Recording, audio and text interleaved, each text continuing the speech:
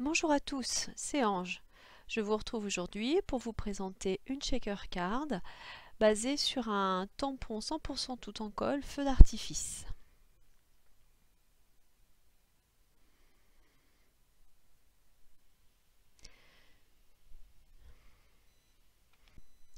Alors je commence par préparer la partie colorée de la carte pour que ça puisse sécher, puisque je vais le faire sur un papier aquarelle avec un fond encre Distress Oxide et pigment Bruchot. Donc je commence par préparer les Distress Oxide sur mon tapis, que je mouille bien, beaucoup, pour que ça soit très dilué. Je veux que ça soit assez léger comme rendu. Je mélange un petit peu, pas complètement, mais juste pour moins uniformiser. Et puis j'applique mon papier aquarelle par-dessus jusqu'à ce que ça me convienne à peu près. Je garde le papier bien imbibé. Pour qu'il ne bombe pas au milieu, je vais utiliser simplement du scotch de masquage en dessous pour le maintenir. Et puis je rajoute un peu d'eau pour que ça soit vraiment bien dilué. Et je vais rajouter des bruchots, un peu de bruchot turquoise. Ce que je voudrais arriver à faire, c'est des choses qui fusent un peu et qui rappellent un peu le feu d'artifice qui est le tampon qui va me servir de base.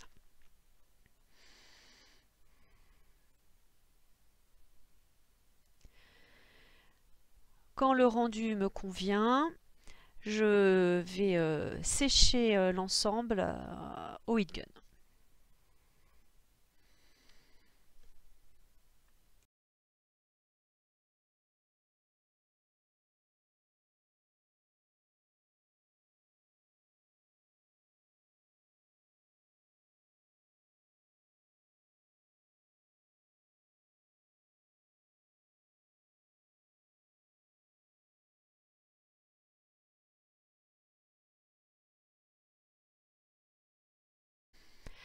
Maintenant que ça me paraît bien sec, donc je range le tapis de protection et je vais glisser cette première page sous le tapis de découpe afin qu'il soit maintenu bien à plat le temps que je prépare le reste. Alors, je continue avec la base de cartes. Alors, je suis une grande fan des papiers linen cardstock de chez Action, métallisés. Pas les non métallisés que je ne trouve pas jolis du tout, mais les métallisés. Donc c'est souvent ce qui me sert de base de carte. Donc rien à recouper, ça fait déjà 1 à 5 comme on veut. Je n'ai plus qu'à replier en deux.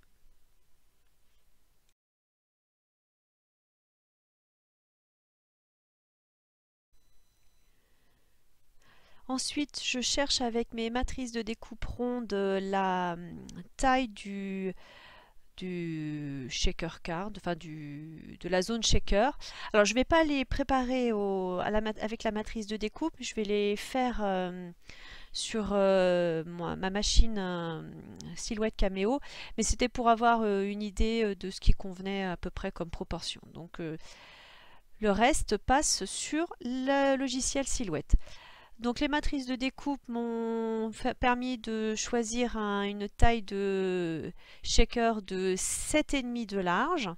Donc je commence par tracer deux cercles, un cercle de 7,5, un cercle de 6,5 que je vais dupliquer pour pouvoir imbriquer l'un dans l'autre et faire donc le rebord du shaker.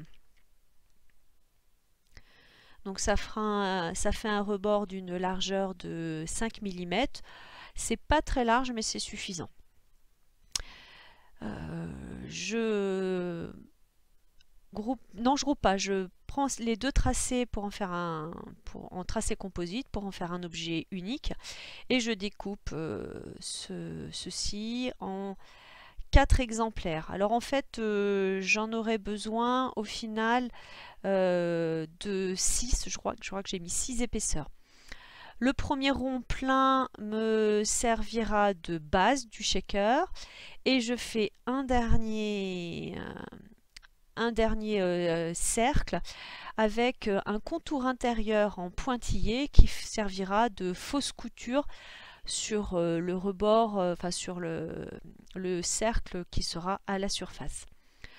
Le cercle plein servira aussi à découper le rhodoïde, donc ça fera une épaisseur de papier, 5 épaisseurs de 5 ou 6, je sais plus, de cercle en papier, une épaisseur de rhodoïde et une dernière épaisseur avec les pointillés fausse couture. Pour me repérer plus facilement dans ce fichier que je conserve après, et comme je ne sais pas toujours de quoi je parle, je mets en couleur les différents objets et puis je profite de la dernière fonctionnalité de Silhouette Studio 4 qui est de pouvoir écrire des notes dans la page. Et donc je vais rapidement écrire à quoi correspond chacun des cercles. Donc cercle vert, le fond et le rhodoïde, cercle violet, les épaisseurs du shaker et le cercle jaune avec le pointillé pour la surface. Après découpe, voilà ce que cela donne. Donc les épaisseurs pour constituer la box, enfin la boîte du shaker, le rond blanc à la base, le rhodoïde qu'on ne voit pas, et par-dessus la dernière épaisseur avec le pointillé. Je vais donc tamponner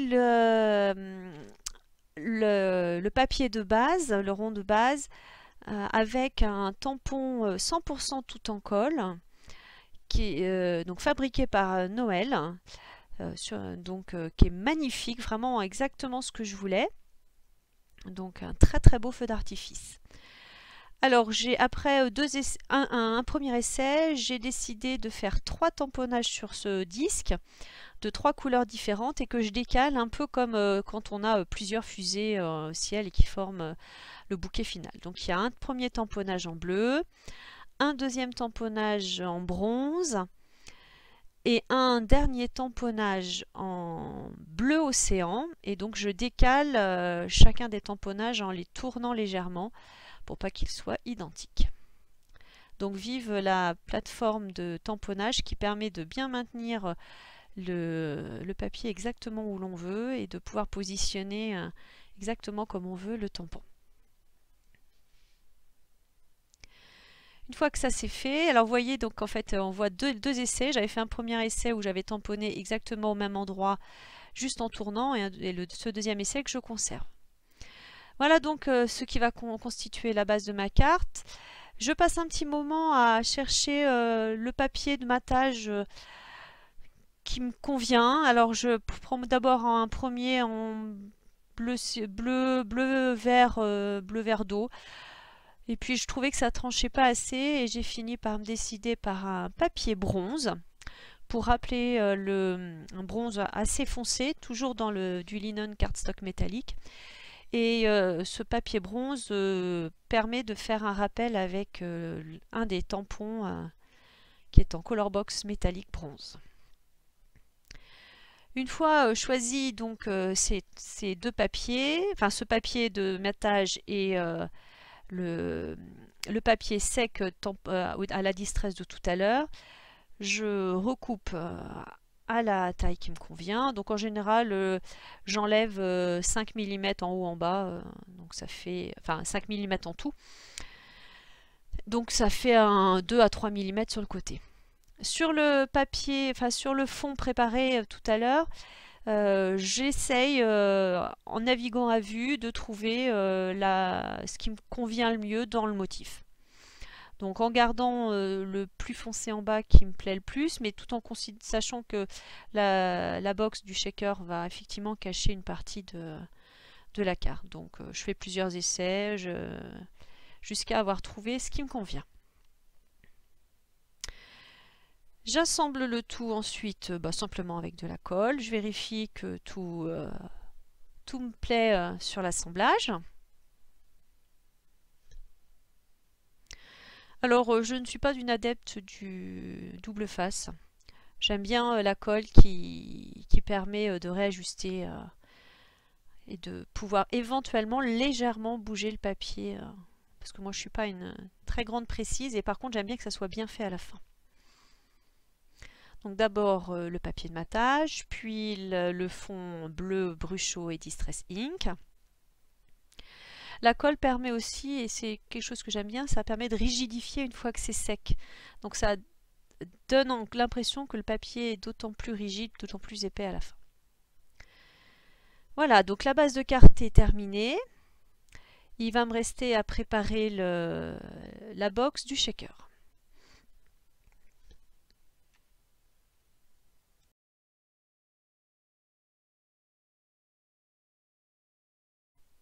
Je reprends mes différentes épaisseurs qui constituent les parois de la box. Et alors là commence un travail assez long, très répétitif, qui est d'encoller chaque paroi. Alors très finement pour que la colle ne déborde pas, mais bien précautionneusement tout le long du cercle, parce que ce qu'il faut, c'est que ni les sequins ni les microbilles ne puissent s'échapper à la fin. Donc il faut vraiment que tout le tour du cercle soit bien encollé et qu'il n'y ait pas de zone sans colle. Donc c'est pour ça qu'à chaque épaisseur, j'appuie bien sur le cercle pour bien étaler la colle en marouflant bien chacun des passages. Donc c'est assez long.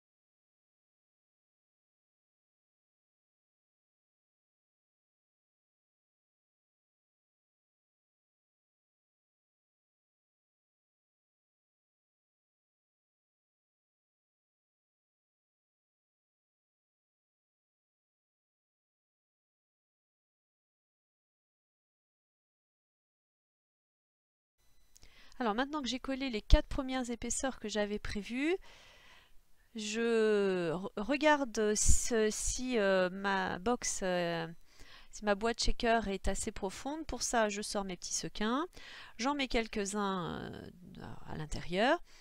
Je pose par-dessus le rhodoïde et puis je m'aperçois qu'en secouant, eh bien, les sequins ne bougent pas, c'est pas assez épais. Donc me voilà reparti à rajouter des épaisseurs. Heureusement, je suis toujours prévoyante quand je fais des découpes à la silhouette et je fais toujours le travail en double. Donc en fait, j'avais tous mes ronds en plus d'exemplaires que prévu ou ce que j'avais, enfin ce que je prévoyais au départ.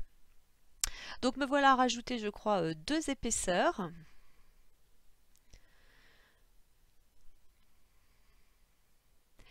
Je passe un peu de talc pour que les microbilles et les sequins ne collent pas, enfin ne soient pas attirés par l'électricité statique. Et puis je rajoute donc des sequins et des microbilles. Donc des sequins verts pleins, des mini sequins dorés percés et des mini sequins bleu ciel percés aussi. Et un peu de microbilles vertes et rouges. Tout ça dans des tons donc, de feux d'artifice qui étaient la base de départ.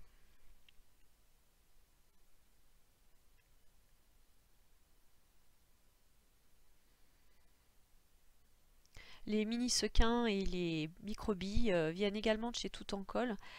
C'est un des derniers produits introduits dans la boutique et vraiment ils sont super parce que c'est pas trop gros, contrairement aux sequins habituels ou aux billes habituelles.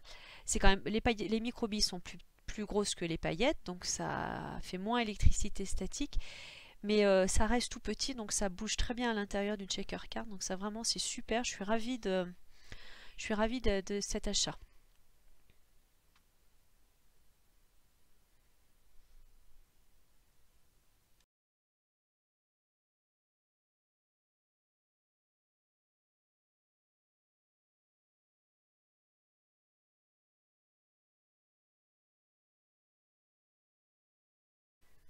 Donc maintenant que les sequins et les microbilles sont installés, il me reste à fermer la shaker box.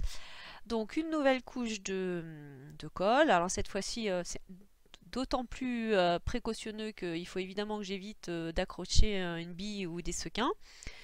Je fais bien attention à ce que la ligne soit bien continue. J'essuie ma feuille de rhodoïde et je plaque le tout. Alors l'avantage de la feuille de rhodoïde, c'est qu'on voit bien la colle qui s'étale, donc on voit bien les endroits où on a besoin d'appuyer pour que ça soit bien hermétique. Et puis je termine cette shaker box par une dernière épaisseur, qui est plus une épaisseur esthétique. Donc c'est la seule que j'ai découpée dans autre chose que du papier, du cardstock simple, puisque celle-là je l'ai aussi découpée dans du linen métallique de chez Action pour rappeler la base de carte. Et c'est celle donc qui a les pointillés pour faire effet fausse couture. Alors ça fait pas un vrai effet fausse couture, hein, c'est pas aussi bien qu'à la matrice de découpe, ça c'est sûr. Hein. Mais bon, c'était pour donner un petit effet supplémentaire. J'appuie bien le tout, toujours pour que ça soit bien hermétique, que la colle s'étale bien sur l'ensemble du tour. Et puis je vérifie que tout ça shake bien. Voilà. Je vais donc maintenant coller cette shaker box sur la carte. Ah non, oui, pour pas laisser la shaker box blanche, pour que ça s'intègre mieux à la carte, j'encre tout le tour de la box avec les mêmes deux encres Distress qui m'ont fait la première couche du fond, donc la Faded Jeans et le Peacock Fevers. Donc je prends mon applicateur, j'encre bien. Donc tout le côté, et puis je vais également mordre un petit peu avec la Peacock Feather, je vais mordre un peu sur le dessus de la box pour que le blanc soit un peu recouvert par l'encre bleu océan. Quand je suis satisfaite de l'ancrage, alors c'est pas trop facile avec les différentes épaisseurs, même si j'ai essayé d'être bien bord à bord à chaque fois que j'ai collé, c'est quand même pas exactement au micromètre près, donc bon, pas toujours facile à ancrer. Voilà, c'est fait. Donc maintenant je positionne la shaker box sur la carte et je vais coller le tout à la colle. Alors là c'est une erreur, j'aurais pas dû le coller à la colle parce que le papier que j'ai utilisé c'est du DCP 190 grammes et en fait avec la colle il a un petit peu gondolé. Donc pour le coup après coup les sequins et les microbilles shakaient un petit peu moins. Donc j'aurais dû le faire là au double face. Donc justement, c'est là que je m'aperçois que ça gondole un peu, donc j'essaye de rattraper le coup, mais ça marche pas trop bien. Alors maintenant, le long passage de l'expression, du sentiment sur lequel j'ai beaucoup hésité. Alors je ne vous ai pas tout mis en vidéo parce que j'ai fait plusieurs essais. Donc le premier essai que j'ai fait, que l'on voit, c'est de simplement tamponner le joyeux anniversaire directement sur la carte, puisque je me suis dit qu'il y avait déjà une épaisseur assez importante avec la shaker box. Donc de refaire une épaisseur supplémentaire en mettant une étiquette, ça me plaisait pas plus que ça. Donc Versafine noire, tout simplement, mais pour le coup, je trouvais que le sentiment ne ressortait pas très bien. Donc, deuxième essai sur une étiquette tamponnée, découpée à la matrice de découpe. Je retamponne, même chose. Et là, je m'aperçois que l'étiquette, donc c'est très jolie étiquette, hein, pas de souci, le sentiment va bien dessus. Mais pour le coup, l'étiquette, je la trouve trop grande par rapport au reste de la carte. Donc me voilà essayé avec une petite, modèle en dessous, trop petit pour le sentiment, qui touchait des deux côtés bord à bord, donc même chose, ça ne va pas. Donc ça c'était le troisième essai. Me voilà donc partie à fabriquer moi-même mon étiquette. J'ai ressorti ma machine Silhouette pour créer une étiquette de taille intermédiaire. Donc me voilà sur le logiciel. Donc je commence par placer la taille de l'étiquette que je veux. Donc moi je pars toujours sur une base rectangulaire de 7 cm sur 4 avec un découpage, un angle de 1 cm. Et puis à partir de cette étiquette de stack de base, je réduis ou j'augmente la taille. Donc là, j'ai simplement fait une réduction à 3 cm de large, mais en gardant donc les mêmes proportions. Voilà. Je profite également pour ajouter un trait intérieur, un contour intérieur, toujours en pointillé pour appeler la fausse couture. Voilà, après découpe, ça donne ceci. Donc cette fois-ci, c'est plus grand que la petite étiquette, plus petit que la grande. Donc j'ancre le contour toujours avec la Peacock Tweezers Distress et je tamponne, même tampon, VersaFine-Noir. Et cette fois-ci, ça tient un peu mieux.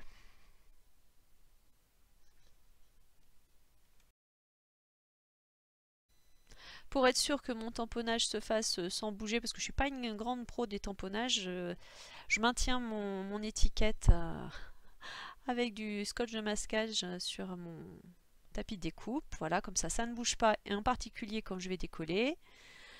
Très bien, nickel. L'encre VersaFine a du mal à sécher facilement sur ce papier qui est métallisé un petit peu, ou donc enfin un peu plastifié.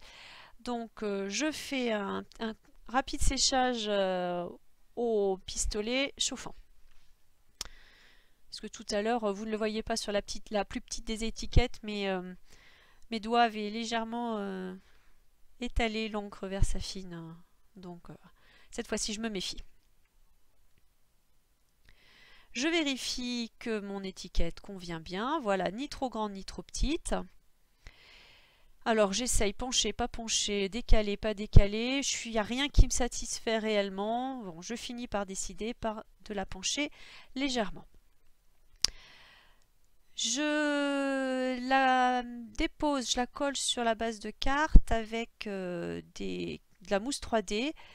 Pas trop épaisse, j'ai choisi l'épaisseur la moins importante que j'avais, pour maintenir un peu de relief et que ça ne fasse pas trop plat par rapport à la shaker box, mais en laissant la shaker box en avant, puisque c'est elle qui est qui est l'élément le plus important de la carte.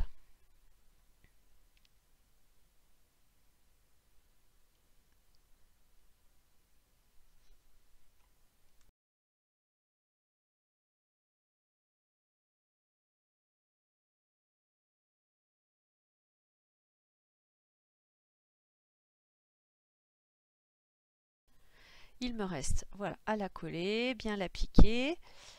Et puis maintenant que j'ai la carte normalement finie sous les yeux, j'ai l'impression qu'il me manque quelque chose. J'ai toujours beaucoup de difficultés avec les finitions de cartes, avec les derniers petits éléments, décoration et tout. Alors au départ je pensais mettre une goutte de Crystal Drop, et puis en fait je n'aime pas introduire toutes sortes d'éléments différents sur un même projet. J'aime bien une certaine unité, donc finalement je décide d'aller chercher les mini sequins dont je me suis servi à l'intérieur de la shaker et de regarder ce que ça peut donner, d'en rajouter sur la petite étiquette. Je finis par décider d'en prendre un vert et 2 or que j'assemble l'un à côté de l'autre, pour former un petit bouquet.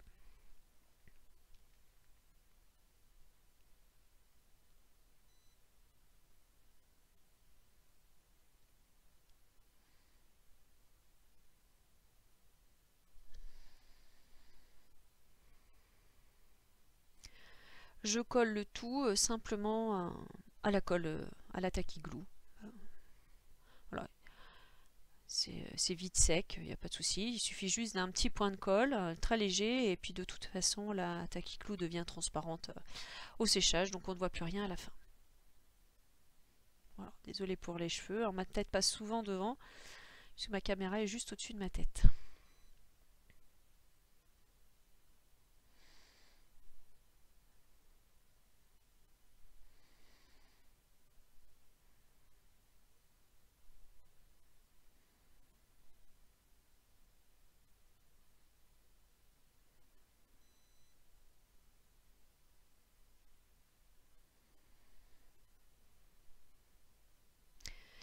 Et voilà donc cette shaker card joyeux anniversaire terminée, en tout cas telle que je l'avais à l'esprit quand j'ai commandé le tampon feu d'artifice à Noël de chez Tout en Colle.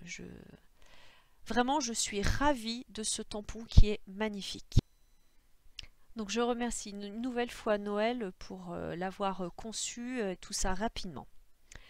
Je vous remercie d'avoir suivi cette vidéo jusqu'au bout et je pense que je vous retrouverai rapidement pour une deuxième version de cette shaker box feu d'artifice puisque j'ai en tête de refaire le même type de projet mais cette fois-ci avec une shaker interne. Là la box était extérieure, elle débordait. J'ai en tête, là j'aimerais bien essayer de refaire une box mais cette fois-ci avec la shaker à l'intérieur. Donc je pense que je vous montrerai aussi cette prochaine carte. Merci à tous et puis bon scrap, au revoir.